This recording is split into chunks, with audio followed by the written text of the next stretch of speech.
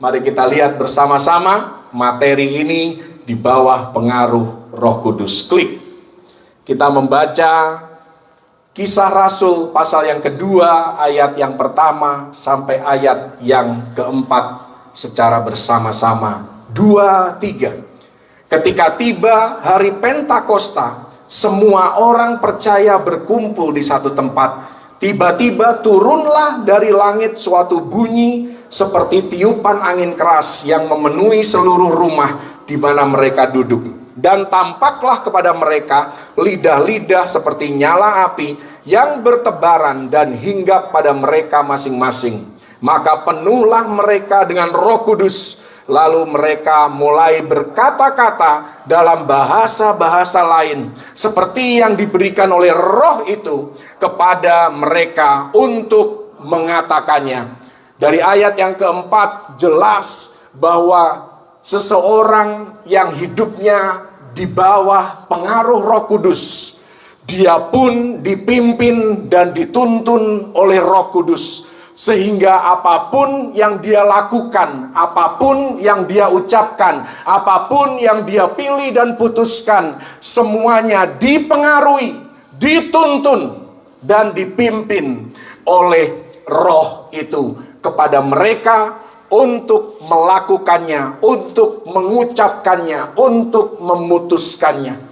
Klik. Mari kita lihat bagian yang selanjutnya di ayat yang ke-12 dan ayat yang ke-13 dari Kisah Rasul pasal yang kedua. Di sana dikatakan mereka semuanya tercengang-cengang dan sangat termangu-mangu sambil berkata seorang kepada yang lain, apakah artinya ini? Tetapi orang lain menyindir, mereka sedang mabuk oleh anggur manis. Pada hari Pentakosta pertama di Perjanjian Baru, pada waktu itu, ada 3 reaksi dari khalayak ramai. Yang pertama dikatakan mereka tercengang-cengang. Bahasa Inggris dikatakan they are amazed. Amazed ini adalah kata yang positif. Artinya tercengang itu merupakan ekspresi yang positif. Melihat perubahan hidup daripada orang-orang yang biasa, orang-orang yang tidak berpendidikan, orang-orang yang bukan masuk golongan orang hebat, populer dan terkenal, tiba-tiba dipenuhi dengan Roh Kudus dan mereka memiliki dampak yang luar biasa luas. Mereka tercengang. Ini reaksi yang pertama. Tapi ada juga yang sangat termangu-mangu. Artinya dalam bahasa Inggris in doubt. Mereka meragukan. Benar gak ini? Jangan-jangan mereka cuma pura-pura. Jangan-jangan ini hanya bersandiwara. Dan yang ketiga, ini merupakan reaksi yang negatif. Ada juga orang lain yang menyindir. Dalam bahasa Inggris dikatakan mocking. Mocking itu mengejek, mengolok-ngolok, merendahkan. Itu mocking. Amazed, in doubt, mocking. 3 reaksi ini patut dipertanyakan bagi Anda dan saya yang katanya adalah orang Kristen karismatik. Bagaimana publik memandang kehidupan kita sebagai orang percaya? Are they amazed? Apakah mereka tercengang? Wow, dahsyat sekali perbuatan Allah dalam hidup orang ini.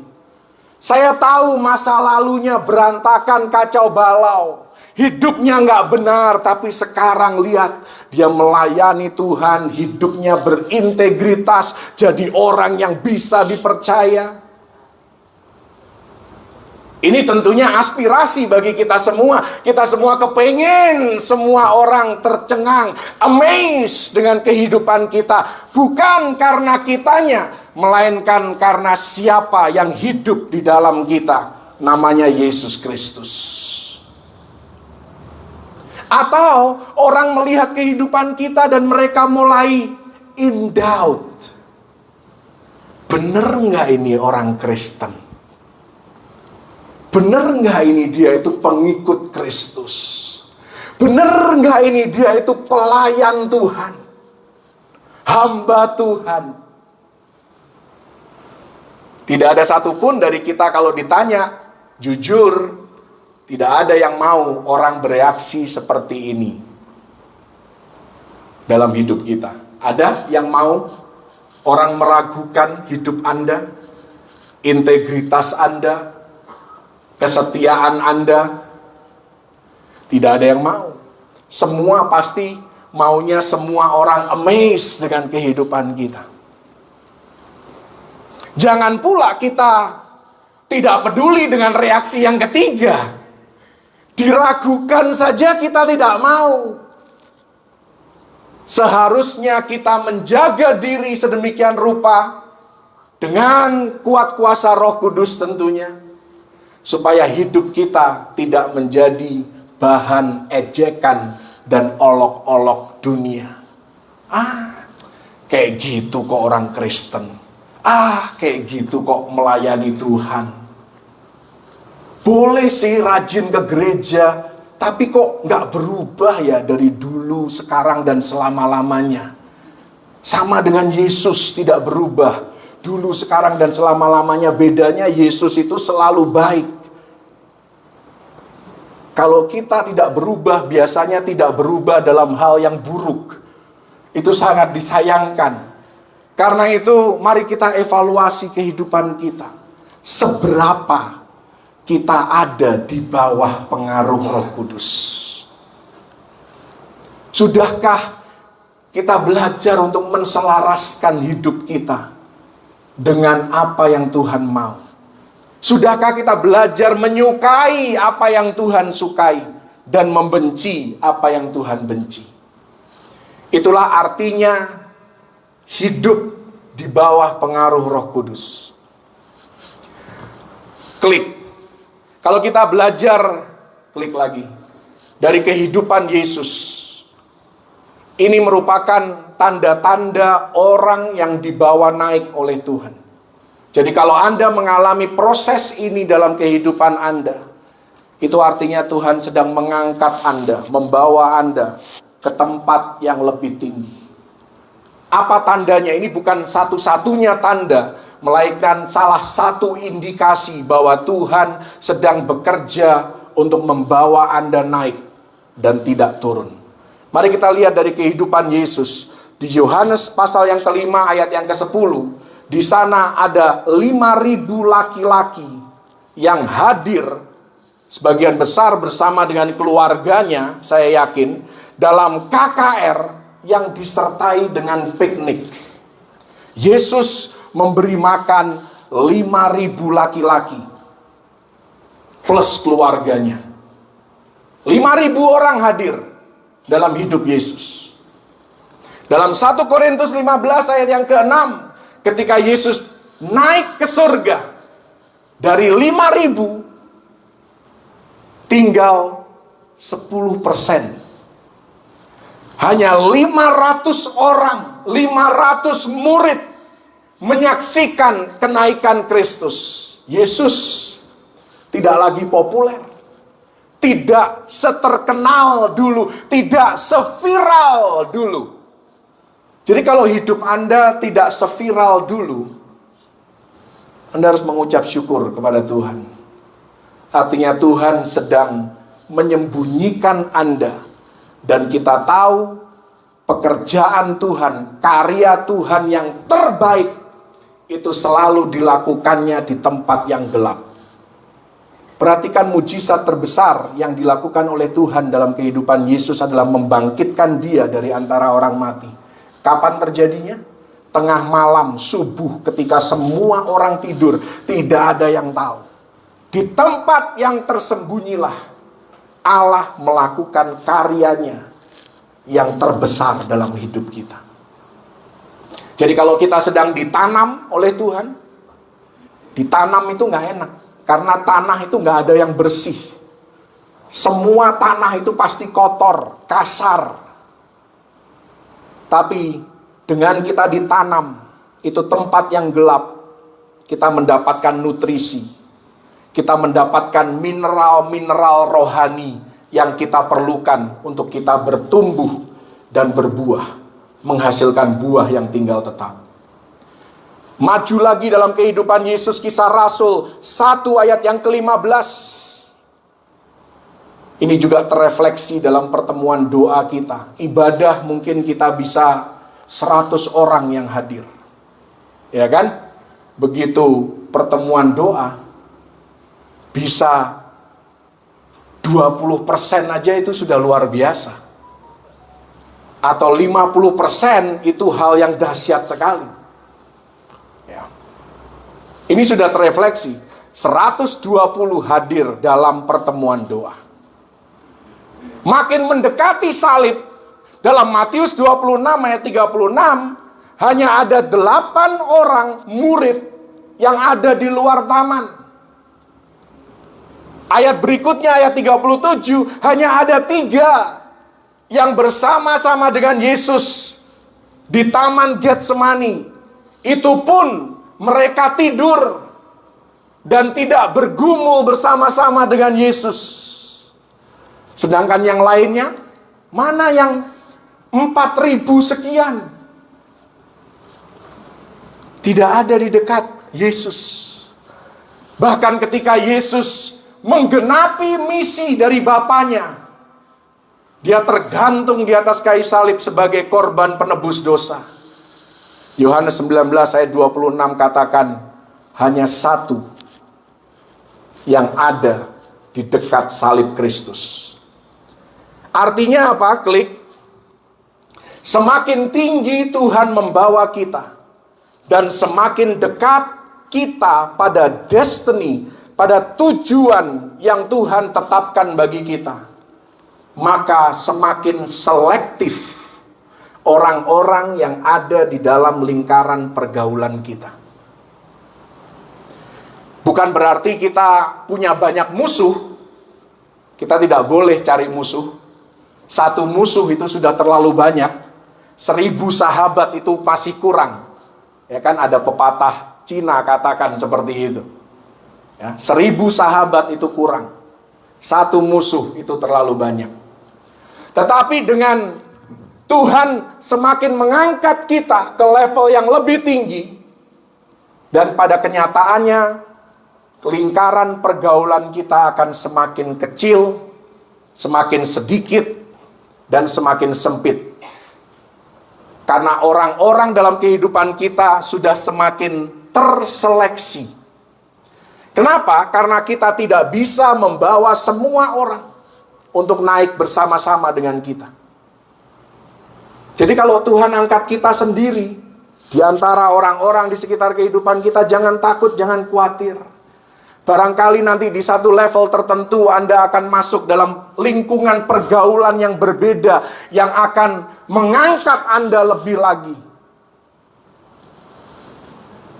Tapi bukan berarti lingkaran pergaulan yang Anda tinggalkan ini terus Anda musuhi, bukan itu.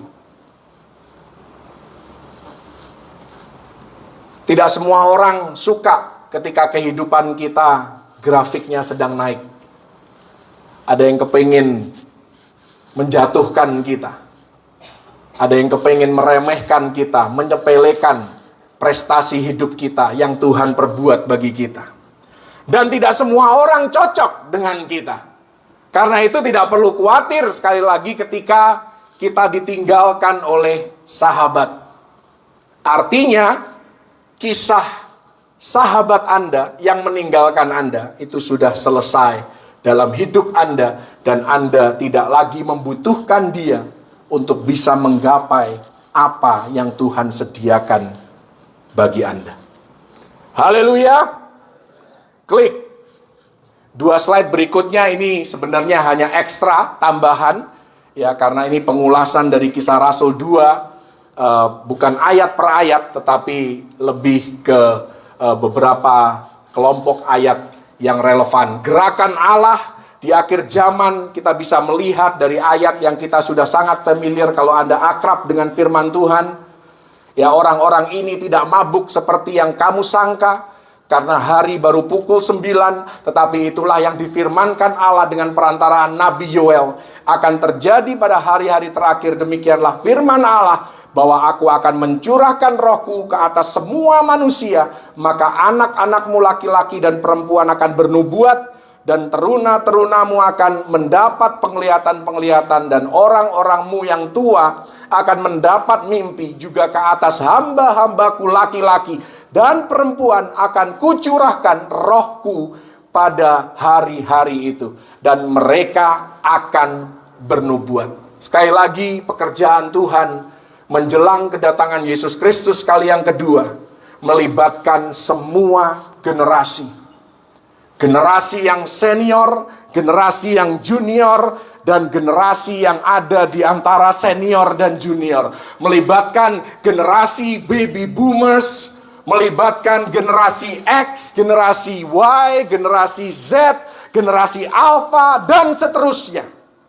Artinya apa bagi Anda dan saya? Tidak ada yang namanya pensiun di dalam pelayanan atau pengabdian kita sebagai orang percaya kepada Tuhan dan kepada sesama kita. Katakan dulu kanan kiri, apalagi kalau kanan kiri Anda orang-orang yang cukup senior secara umur, belum waktunya pensiun. Haleluya. Tidak ada kata resign dalam pelayanan kepada Tuhan. Anda bisa resign dari tempat kerja, tapi pasti Anda cari kerja di tempat lain, kan? Kecuali Anda sudah tidak membutuhkan dana lagi. Demikian juga dalam pelayanan, tidak ada kata resign. Haleluya. Bahkan sebagai orang tua, semakin senior, semakin bertambah usia Anda mulai harus memikirkan generasi berikutnya. Anda evaluasi generasi berikutnya. Apakah anak-anakku, apakah cucu-cucuku, apakah cicit-cicitku sudah mengenal Tuhan seperti aku mengenal Tuhan? Sudahkah mereka melayani dan terlibat di dalam pelayanan seperti aku terlibat di dalam pelayanan? Sudahkah mereka mengerti akan kebenaran firman Tuhan seperti aku diberikan pengertian oleh Roh Kudus? Jadi sebagai orang tua, sebagai orang yang bertambah senior, kita harus mempersiapkan dan menjadi teladan bagi generasi penerus kita. Karena hari-hari ini kita sedang memerangi sebuah ideologi yang tidak bisa dikalahkan hanya dengan sekelompok orang saja, tapi membutuhkan upaya bersama-sama di masing-masing keluarga. Ideologi yang selalu mempertanyakan kebenaran firman Tuhan. Apakah kebenaran firman Tuhan itu bersifat mutlak dan absolut? Bukankah firman Tuhan itu sudah kuno? Bukankah firman Tuhan itu seharusnya progresif mengikuti perkembangan zaman? Saya mau katakan, interpretasi daripada firman Tuhan harus progresif, harus menyesuaikan perkembangan zaman. Tapi yang namanya kebenaran adalah kebenaran. Haleluya. Yesus Kristus adalah satu-satunya juru selamat. Itu kebenaran yang mutlak. Itu tidak bisa diprogresifkan dengan cara apapun. Haleluya. Ada surga, ada juga yang namanya neraka. Dan itu kebenaran yang absolut, tidak bisa ditawar-menawar. Haleluya. Dan sebagai orang-orang percaya yang sudah lebih lama hidup, lebih lama mendengar dan belajar firman Tuhan, ayo persiapkan anak-anak kita, cucu-cucu kita, tetap terlibat dalam hidup mereka. Jangan cuek. Amin. Jangan apatis. Haleluya. Itulah pentingnya kita tetap rajin ke gereja, supaya kita juga bisa memberikan teladan bagi generasi muda. Betapa pentingnya ke gereja. Kita harus punya komunitas rohani. Karena rohani kita pun perlu untuk mengalami pertumbuhan. Klik.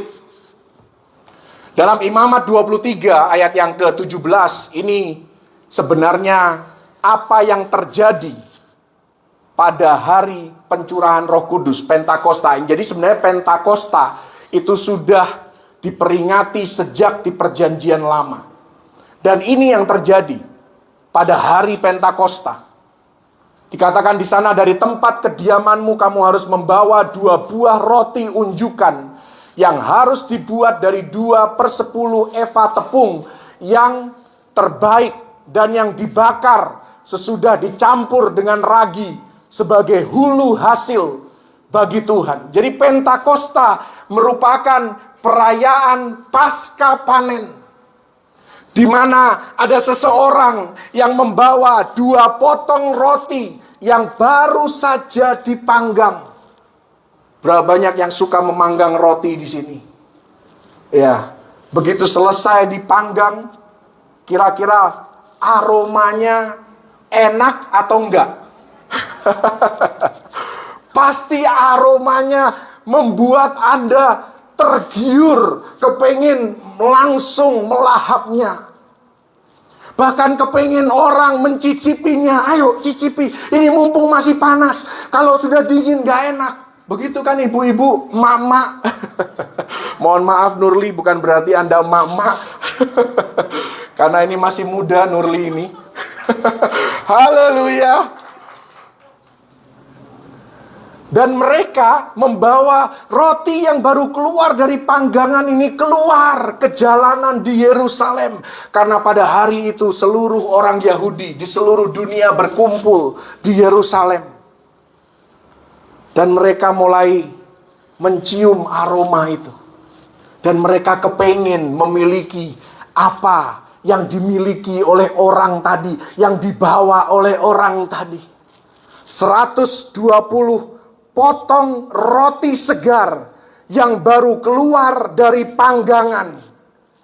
Aromanya memenuhi atmosfer melalui perubahan hidup mereka, perubahan ucapan mereka, perubahan pola pikir mereka, perubahan hidup yang nyata termanifestasi bahwa Kristus tinggal di dalam hidup mereka. Dan itu membuat orang-orang kepengin seperti mereka. Aku kepengin punya apa yang kamu punya. Seperti inilah kehidupan kita orang percaya. Seharusnya orang-orang di sekeliling kehidupan kita harus bisa melihat Kristus di dalam kita dan menginginkan apa yang kita miliki. Perubahan hidup yang kita alami selama kita berjalan bersama dengan Kristus. Karena itu makanya dikatakan kalau orang karismatik kan roh kita tidak boleh padam.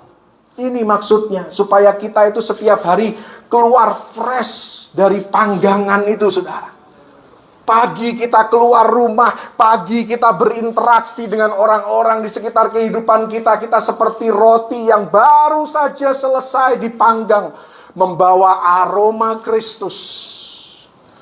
Kehidupan yang penuh dengan damai sejahtera ketika segala sesuatu tergoncang di sekitar kehidupan Anda.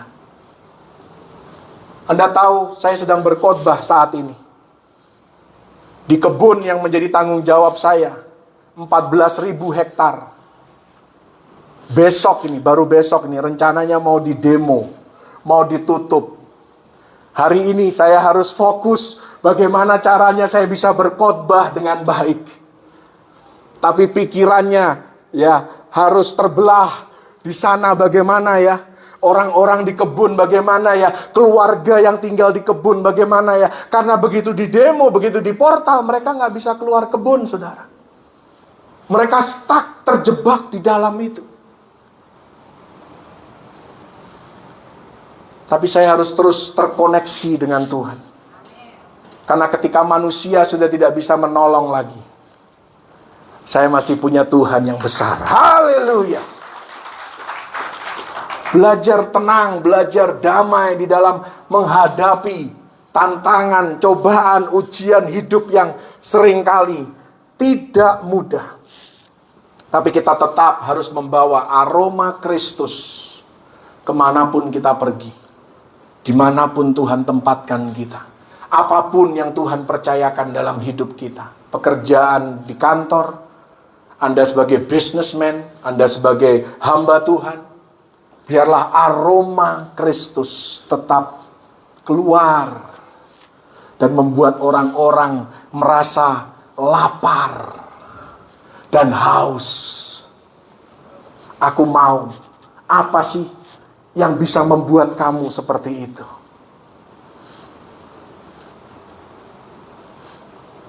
"15 bangsa terwakili.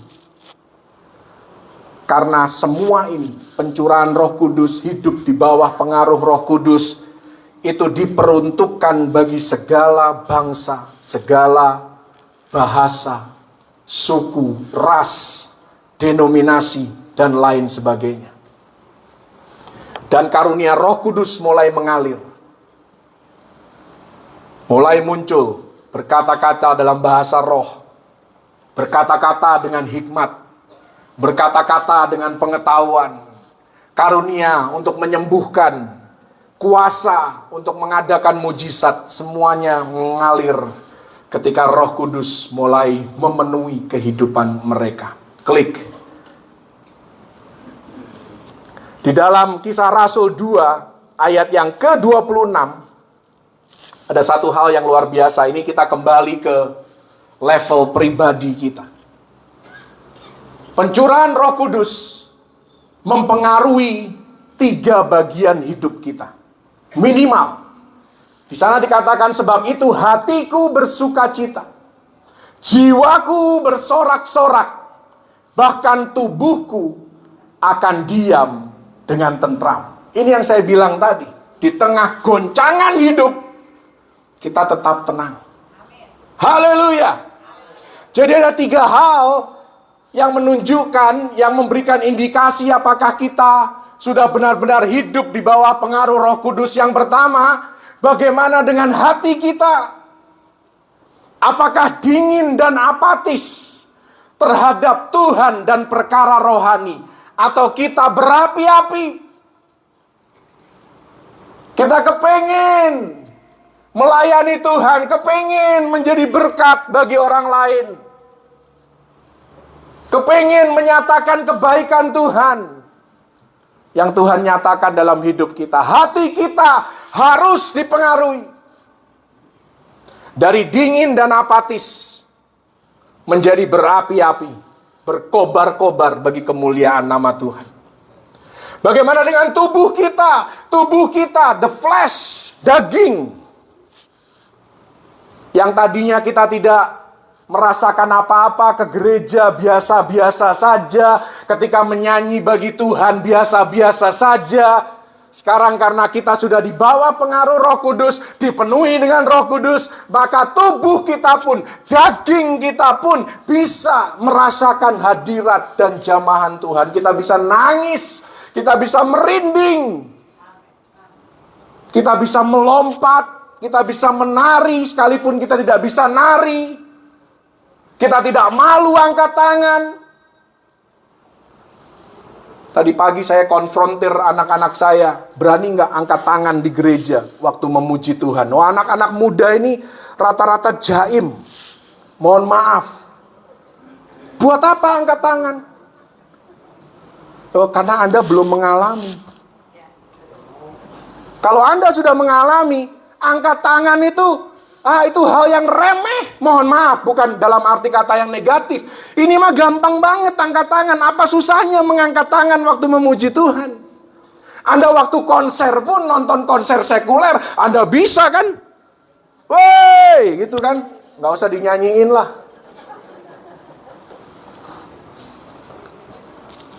Apalagi memuji Tuhan. Lebih semangat lagi harusnya dibandingkan konser sekuler. Haleluya. Tepuk tangan bagi Yesus. Ayo anak-anak muda, kesampingkan image Anda. Bukan berarti Anda mengangkat tangan memuji Tuhan itu mempermalukan diri sendiri. Ini hal yang dahsyat. Karena ketika Anda angkat tangan, Tuhan turun tangan, campur tangan dalam hidup Anda. Haleluya. Karena itu jangan malu-malu. Ya, kalau malu angkat tangan, makanya jangan pakai baju you can see ya ke gereja. Pakainya baju yang sopan supaya nggak malu angkat tangan. Haleluya. Dan supaya melindungi sekitar Anda dari aroma-aroma yang bukan aroma Kristus. Karena itu perlu, ya, kalau Anda punya masalah BB, perlu deodoran, perlu pewangi sedikit sebelum datang ke gereja. Haleluya. Dan bagian yang ketiga, ini bahasa Indonesia dikatakan jiwaku bersorak-sorak. Kalau Anda melihat dalam bahasa Inggris, jiwa, bagian apa dari jiwa? Ternyata dikatakan di sana lidah. Seseorang yang hidupnya di bawah pengaruh Roh Kudus, selain hatinya berapi-api untuk Tuhan, tubuhnya bisa merasakan hadirat Tuhan. Yang ketiga, lidahnya terkendali dan terkondisikan dengan baik. Haleluya. Ngomong tidak sembarangan. Kok diem sekali ini, tenang sekali Mon Hermon, apa yang terjadi ketika saya ngomong lidah ya? Lidahku bersorak-sorak, artinya memperkatakan sesuatu yang positif, sesuatu yang membangun, sesuatu yang memotivasi. Bukan menjatuhkan, menyepelekan, menjelekkan, dan seterusnya yang negatif. Jadi lidah kita, ini indikasi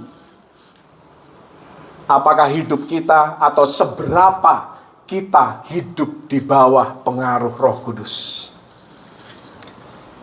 Inilah yang ingin dikuasai oleh Roh Kudus dalam hidup kita. Jadi bukan uang Anda yang mau dikuasai oleh Roh Kudus. Bukan waktu Anda yang mau dikuasai oleh Roh Kudus.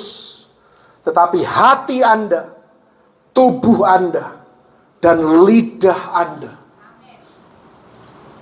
Kalau tiga-tiganya ini sudah dipengaruhi dan dikuasai oleh Roh Kudus, masalah uang mah gampang. Gak mungkin Anda jadi orang pelit kalau hatinya dikuasai oleh Roh Kudus. Tidak mungkin.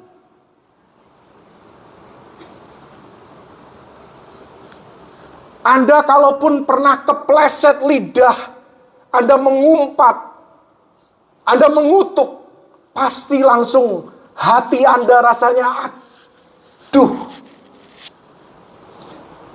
aku seharusnya nggak ngomong seperti itu.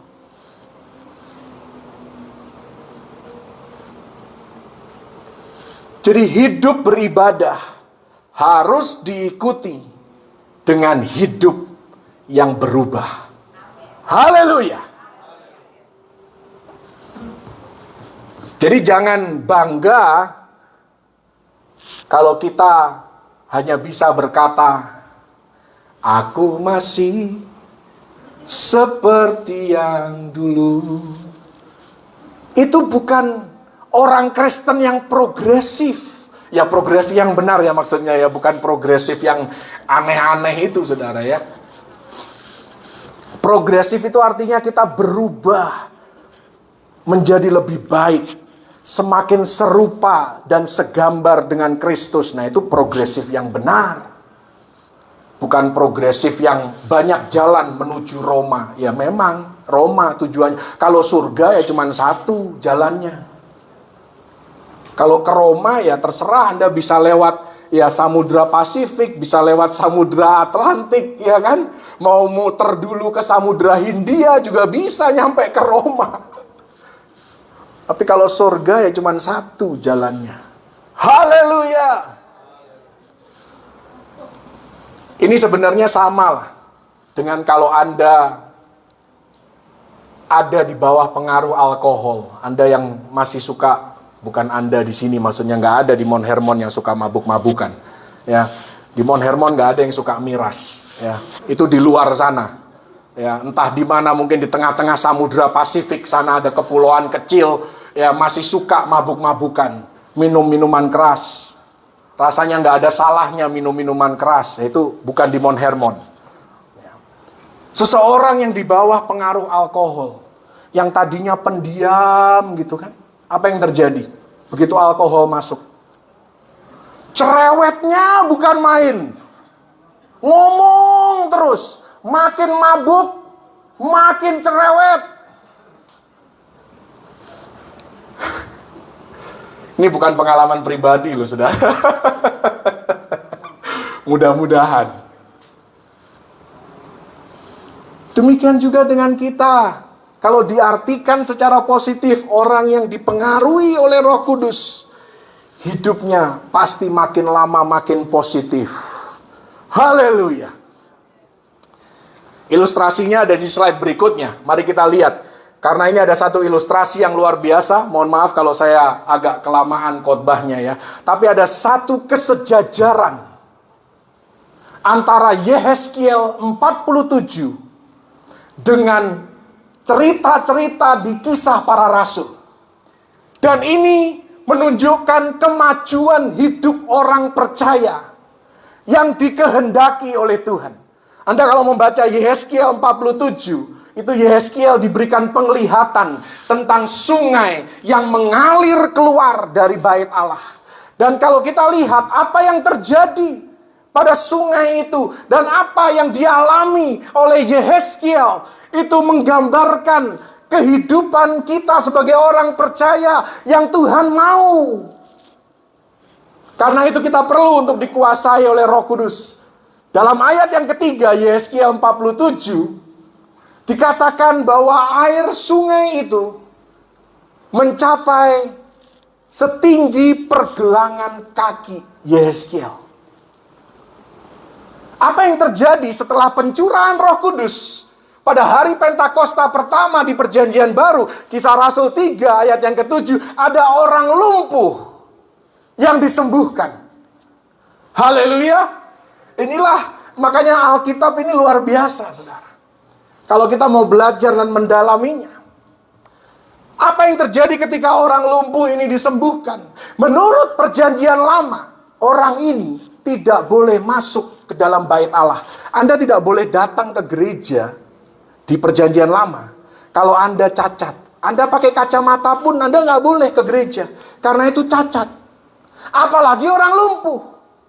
Nah, orang ini tiba-tiba disembuhkan oleh Yesus. Dan dia bisa berjalan, bukan hanya berjalan, dia bisa berlari, dia bisa melompat. Bukan hanya itu, dia pergi ke tempat yang sebelumnya dia belum pernah menginjakkan kakinya. Ini berbicara bagi Anda dan saya, orang-orang yang dipenuhi, yang hidupnya di bawah pengaruh Roh Kudus. Kita akan dibawa oleh Tuhan ke tempat-tempat, ke level-level kehidupan yang belum pernah kita alami. Kita akan dibawa oleh Tuhan untuk melihat perspektif-perspektif yang selama ini tidak terpikirkan oleh otak kita yang sangat terbatas. Urapan yang baru, lifestyle yang baru, pola pikir yang baru. Dan kita maju lagi. Di ayat yang keempat-a, Yehezkiel 47, dikatakan sekarang airnya sudah sampai ke lutut. Dan ini digambarkan dalam Kisah Rasul 4 ayat 31, gereja mula-mula berlutut berdoa. Dan tempat mereka berkumpul bergetar.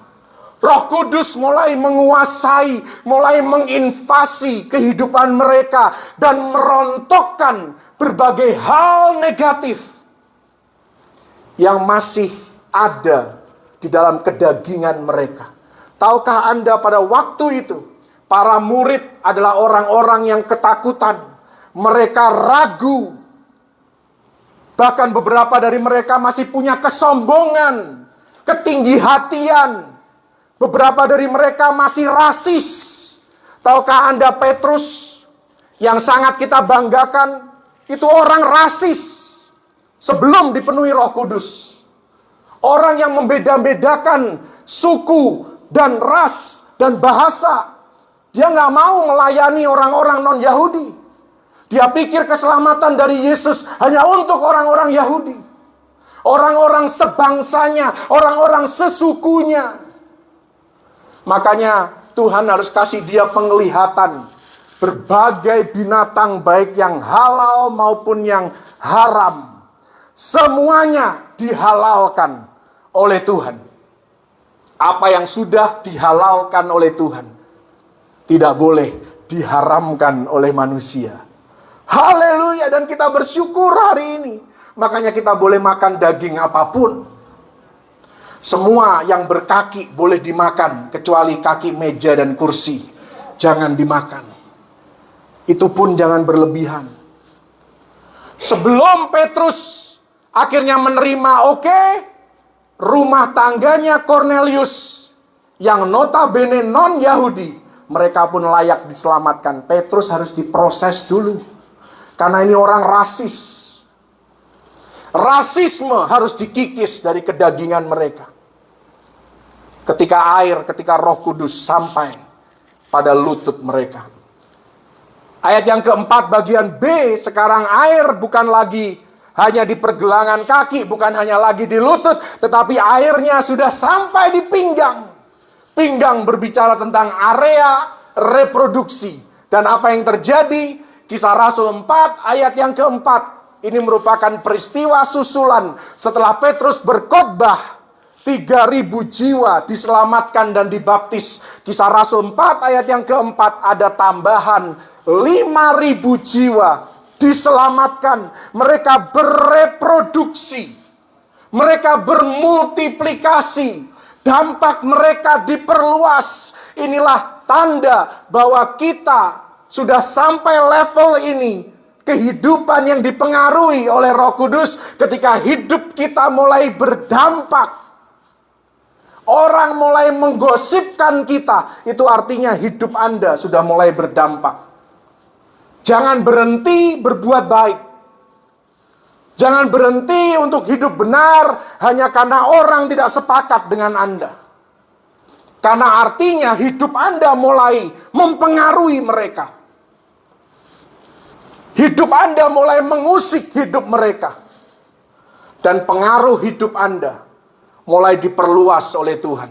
Anda menjadi berkat, Anda menjadi teladan yang baik bagi orang-orang di sekitar kehidupan Anda. Dan yang terakhir, ayat yang kelima, Yehezkiel 47. Sekarang air sudah menjadi sungai. Dan Yehezkiel tidak bisa lagi menapakkan kakinya di darat. Dia harus berenang. Ini paralel dengan Kisah Rasul 8 ayat yang keempat, ketika kebangunan rohani terjadi di mana-mana dan tidak bisa lagi dibendung. Bahkan Filipus harus diterbangkan oleh Roh Tuhan kan, dari satu tempat ke tempat yang lain karena tidak ada waktu lagi untuk menunggu jiwa-jiwa dituai. Ini berbicara air yang lebih tinggi daripada kepala, kehidupan yang dikuasai dan dipimpin sepenuhnya oleh Roh Kudus. Dan mereka mulai mengalami hal-hal di luar nalar pemikiran manusia. Mereka tidak lagi jaim di dalam hadirat Tuhan. Makanya anak-anak muda alami kepenuhan Roh Kudus. Maka Anda tidak perlu lagi, kalau aku angkat tangan nanti malu nggak ya? Ada yang ngeliatin nggak ya? Bodoh amat ada yang ngeliatin atau enggak. Hanya satu audience yang harus Anda perhatikan. You sing for the audience of one. You understand? Carmen and Candice? You sing for the audience of one. Anda hanya bernyanyi untuk satu orang, dalam tanda kutip, penonton. Namanya Yesus Kristus. Hanya dialah yang harus Anda senangkan. Haleluya. Memberi tanpa perhitungan. Ini kalau sudah jadi sungai. Menolong mereka yang membutuhkan. Hidup benar, takut akan Tuhan. Tidak mengerti sepenuhnya, tapi tetap percaya. Haleluya. Dan slide yang terakhir, ini yang ditunggu-tunggu oleh kita semua. Kata terakhir. Nah, ya kan? Ini orang suka kebalik nih. Hasil tidak akan mengkhianati proses, atau proses tidak akan mengkhianati hasil. Nanti Anda pikirkan, yang benar adalah hasil tidak akan mengkhianati proses. Kalau prosesnya benar, pasti akan muncul hasil yang diharapkan. Jadi hasil adalah akibat, proses adalah sebab. Jadi bukan proses tidak akan mengkhianati hasil. Ya, jadi ini yang benar ya. Semua setuju ini yang benar? Nggak ada pilihan lain, Anda setuju atau enggak, slide-nya sudah setuju. Karena saya yang buat. Jadi saya tidak perlu persetujuan Anda. Haleluya. Dari semua yang saya sudah ngomong tadi, intinya hasil tidak akan mengkhianati proses. Hanya ada dua tanda. Apakah hidup kita atau seberapa hidup kita di bawah pengaruh Roh Kudus. Yang pertama, tanda eksternal berupa baptisan Roh Kudus. Baptisan Roh Kudus tidak melulu bicara bahasa lidah. Itu hanya salah satu dari sekian banyak karunia roh. Dan memang GBI percaya tanda pertama orang dipenuhi oleh Roh Kudus adalah berkata-kata dalam bahasa roh. Tapi saya mau mengeneralisir tanda eksternal adalah ketika karunia Roh Kudus mulai diaktifkan di dalam kehidupan kita. Anda bisa baca nanti karunia-karunia Roh Kudus 1 Korintus 12 ayat 8 sampai 10, dan ada juga di Efesus dan di tempat-tempat lain. Ini hanya salah satu dari sekian banyak ayat yang bisa saya taruh. Yang kedua, tandanya bersifat internal. Hanya karena internal bukan berarti tidak bisa dilihat. Karena apa yang ada di dalam suatu kali pasti akan termanifestasi keluar. Tanda internalnya, dan ini merupakan tanda yang berkelanjutan. Karena kalau karunia Roh Kudus mungkin tidak bisa setiap saat dipraktekkan. Tapi kalau tanda berkelanjutan, ini harus terus-menerus terlihat dalam kehidupan kita, dalam segala situasi dan kondisi, yaitu menghasilkan buah roh. Apakah buah yang Anda hasilkan buah plastik atau buah yang asli, baru akan ketahuan ketika seseorang menggigit Anda. Ya kan? Kalau dilihat aja udah ini plastik, ya udahlah. Itu levelnya rendah banget. Ayo naik level. Minimal orang belum tahu nih kalau ngelihat kita, ini buahnya asli atau plastik ya? Kelihatan kayak asli nih. Coba gue gigit.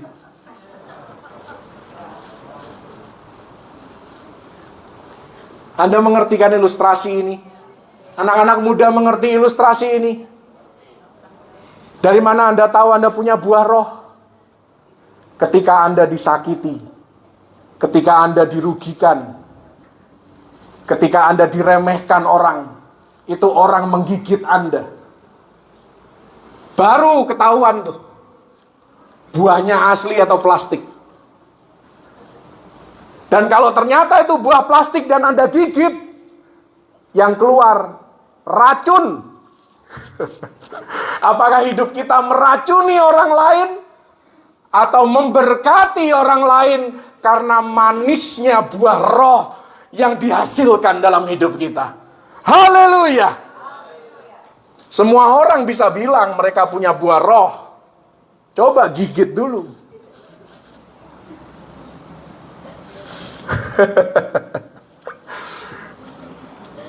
Saya dengar dulu ada kejadian, ya kan? Begitu pendetanya ngomong begitu langsung dipraktekin. Jadi tolong nanti waktu salaman sama saya di belakang,